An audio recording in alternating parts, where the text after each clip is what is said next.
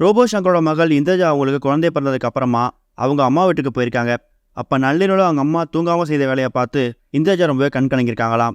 அதோட விவரத்தை தான் இந்த வீடியோவில் பார்க்க போகிறோம். ரோபோ சங்கரோட மகள் இந்திரஜாவுக்கும் தொடர்வோம் கார்த்திக் அப்படிங்கிறவருக்கும் கடந்த வாரம் திரும்ப நடந்து முடிஞ்சுது.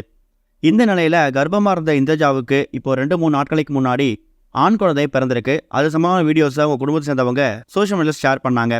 இது மூலயமா இந்திரஜாவுக்கு ஆண் குழந்தை பிறந்தது ரசிகர் மத்தியில் தீயா பரவ ஆரம்பிச்சிருக்குது. இப்படி இருக்கும்போது குழந்தை பிறந்ததுக்கு அப்புறமா குழந்தையோட தான் அம்மா வீட்டுக்கு தான் இந்திரஜா போயிருக்காங்களாம்.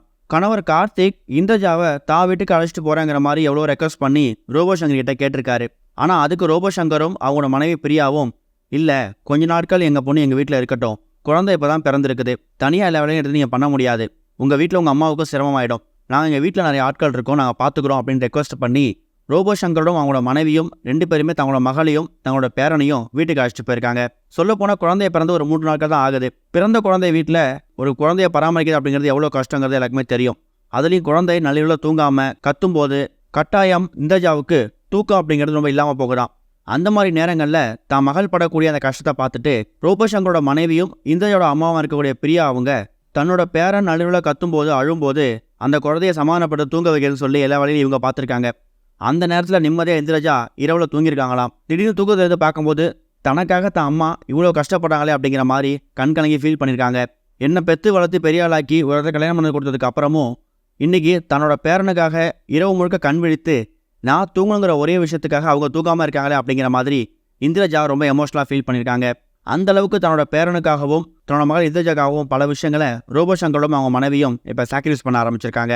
இது ஒரு பக்கம் இருக்க, மகிழ் திருமணி இயக்கத்தில் அஜித் அவர் நடிப்பு வெளியாக ஒரு திரைப்படம் தான் விடாமுயற்சி.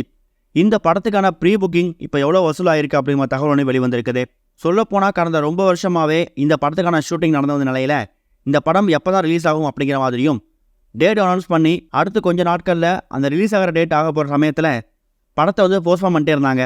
இது மூலமா அஜித் ஃபேன்ஸ் ரொம்ப அப்செட்டில் இருக்கும்போது இப்போ ரீசெண்டாக இந்த படத்துக்கான ட்ரெய்லர் ரிலீஸ் ஆகி படம் இப்போ ரிலீஸ் ஆகும் அப்படிங்கிற மாதிரி அஃபிஷியலாக அறிவிச்சிட்டாங்க. அந்த வகையில் February 6ஆம் தேதி இந்த படம் ரிலீஸ் ஆக போகுது. இப்படி இருக்கும்போது இந்த படத்துக்கான ப்ரீ புக்கிங்கில் அதுவும் குறிப்பாக வெளிநாட்டில் இந்த படம் எவ்வளோ வசூல் செஞ்சுருக்குங்கிற மாதிரி ரெக்கார்டை இப்போ வெளியிட்டிருக்காங்க.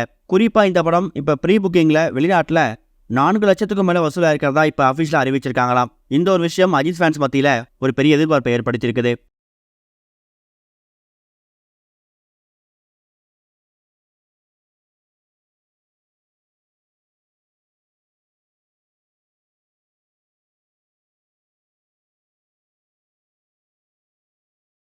இதுவரைக்கும் கனெக்டிங் டிவிக்கு சப்ஸ்கிரைப் பண்ணனா மறக்காமல் சப்ஸ்கிரைப் பண்ணிக்கங்க.